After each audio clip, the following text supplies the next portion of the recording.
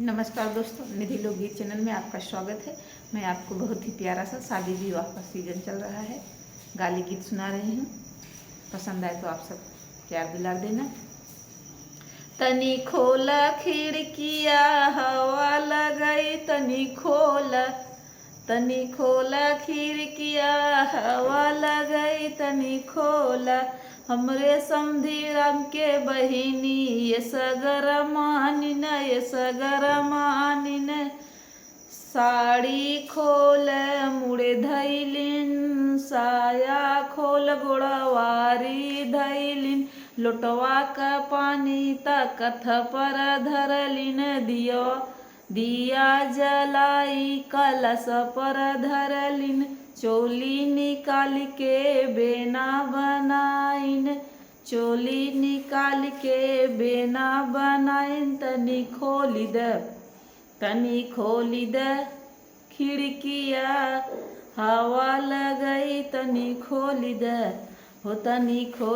खिड़किया हवा लगई, तनी खोली द हमरे दूल्हे राम की फुआ ये सगर मानिन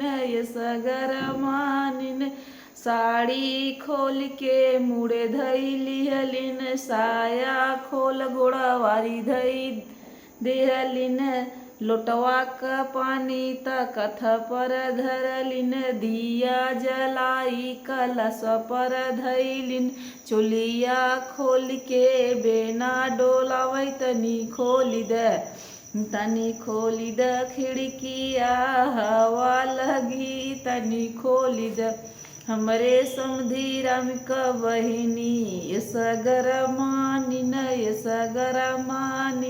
सड़िया खोल का पारे धरथिन,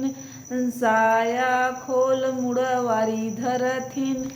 तक लोटा का पानी तकथ पर धैलिन, दियना जलाई के कलश पर धैलिन, चोलिया खोल के बेना बनावई, तनी खोली द खिड़किया हवा लगई, तनी खोली द खिड़किया हवा लगई, तनी खोली द